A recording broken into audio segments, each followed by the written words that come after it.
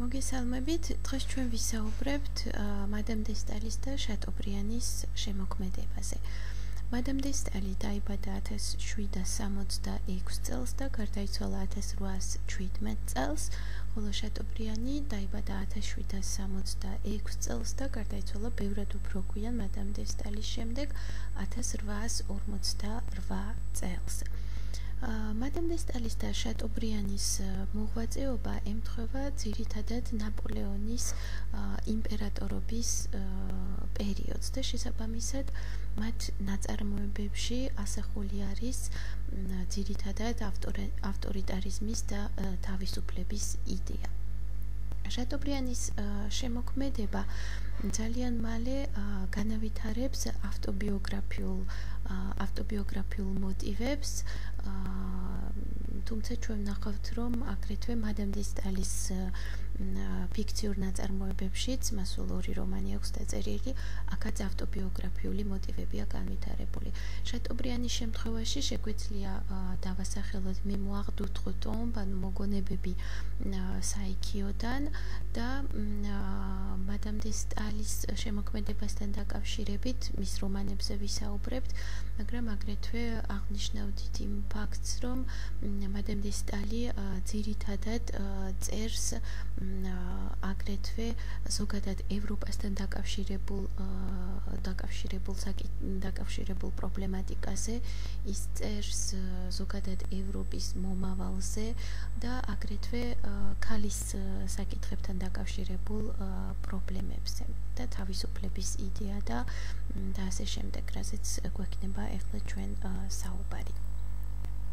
მადამ დე სტალის ორი ის ძირითადი, ალბათ ყველაზე უფრო მნიშვნელოვანი ნაწარმოებები შეგვიძლია დავიმახსოვროთ, ანუ ერთი არის კორინი, რომელსაც ის დაწერს 1807 წელს, ეს არის რომანი და მეორე ერთ-ერთი უმნიშვნელოვანესი ნაწარმოები, ნაშრომი, ეს არის დე l'Allemagne, ანუ გერმანიის შესახებ, რომელსაც ის დაწერს 1810 წელს, თუმცა ვნახავთ, რომ ეს ნაშრომი ფაქტიურად 1814 წლამდე ვერ გამოიცემა ნაპოლეონთან დაკავშირებული ცენზურასთან, იმ ცენზურის გამო, რომელსაც შემოიღებს ნაპოლეონი. და შატობრიანის შემთხვევაში უმთავრეს ნაწარმოებებად შეგვიძლია დავიმახსოვროთ, ეს არის ატალა, რომელსაც დაწერს 1801 წელს, რენე და აგრეთვე ჟენი დუ ქრისტიანიზმ, ანუ ქრისტიანის გენია, რომელსაც 1802 წელს დაწერს და მემუარ დ'ოუტრ-ტომბ, ანუ რომელიც უკვე ვახსენეთ, მოგონებები საიქიოდან, რომლის წერასაც ის იწყებს 1811 წლიდან. ახლა ჩვენ ვისაუბრებთ მოკლედ ნაპოლეონის შესახებ და მის ურთიერთმიმართებაზე მწერლებთან. მადამ დე სტალის და შატობრიანის შემოქმედების გააზრება ფაქტიურად რთული არის მათი ნაპოლეონთან ურთიერთობის გარეშე. თვითონ მადამ დე სტალის კარიერა ფაქტიურად 1817 წელს უკვე მთავრდება, ლიტერატურული კარიერა, ანუ ის გარდაიცვლება და ჩვენ ვნახეთ, რომ შატობრიანი ფაქტიურად 30 წელი იცხოვრებს მადამ დე სტალის შემდეგ, თუმცა ის 1858 წელს გარდაიცვლება, თუმცა მიუხედავად ამისა, ორივეს შემოქმედებაზე ძალიან დიდ კვალს დაამჩნევს, ორივეს ლიტერატურულ შემოქმედებაზე დიდ კვალს დაამჩნევს ნაპოლეონის ავტორიტარული რეჟიმი. და შესაბამისად ნაპოლეონი არა მხოლოდ ლიტერატურაზე მოახდენს გავლენას, არამედ მთლიანად იმ პერიოდის ინტელექტუალურ სფეროზე. აზრის თავისუფლად გამოხატვა რატომ მოახდენს გავლენას ნაპოლეონი არა მხოლოდ ლიტერატურაზე და ზოგადად ხელოვნების სფეროზე ეს ალბათ ლოგიკურიც არის იმიტომ რომ აზრის ასე ვთქვათ თავისუფლად გამოხატვა ყოველთვის პრობლემა არის ნებისმიერი ავტორიტარული რეჟიმის პირობებში და შესაბამისად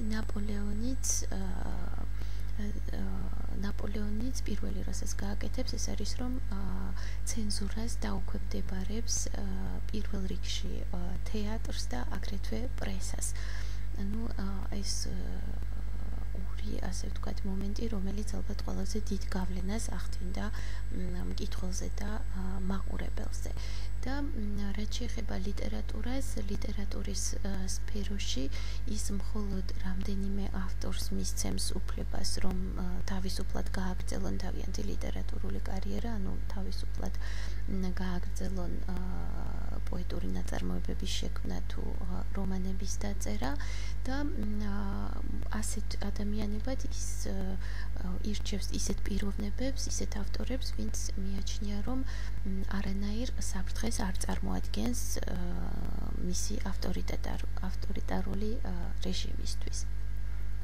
ასეთ მწერლებად შეგვიძლია დავასახელოთ, რომლებიც ვთქვათ დღესდღეობით თითქმის აღარც არიან ცნობილი. ეს არის Abbé Delille, Évariste Parny, Pierre Lebrun.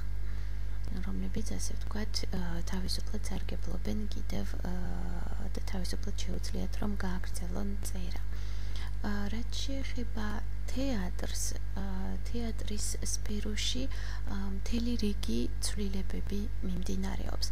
1807 წლის დეკრეტით დაიხურება ფაქტიურად თეატრების 3/4 და ნაპოლეონი უფლებას აძლევს მხოლოდ 8 თეატრს პარიზში რომ არ დაიხუროს და მხოლოდ ფაქტიურად 8 თეატრი აგრძელებს მუშაობას. მაგრამ მიუხედავად ამისა, ეს თეატრები, რა თქმა უნდა, ძალიან მკაცრ ცენზურას გადიან. ანუ თუ რა ნაწარმოებს დადგავენ, რომელ ავტორს ამოარჩევენ იმისთვის, რომ პიესა დადგან და ასე შემდეგ, ყველაფერი ეს თვითონ ტექსტებიც გადის ძალიან დიდ ცენზურას. და ამ შემთხვევაში შეიძლება ითქვას, რომ Comédie Française ცნობილი თეატრი გადაურჩება დახურვას, იმიტომ რომ ნაპოლეონს ძალიან უყვარს კორნელი.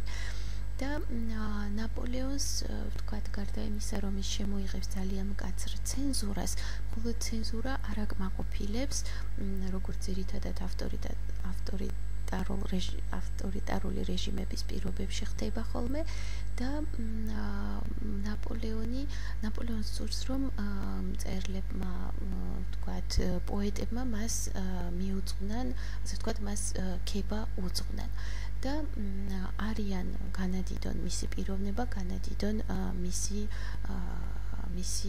საქმეები და არიან ესეთი რა თქმა უნდა როგორც ყველა დროს არიან ისეთი მორჩილი ავტორები რომლებიც მის სურვილს ასრულებენ და ვთქვათ ამგვარი ავტორების ამგვარ როგორც შეგვიძლია დავასახელოთ მათ რიცხვში არიან Delrieux, Luce de Lancival და Renoir ანუ ფაქტიურად ეს 3 ავტორი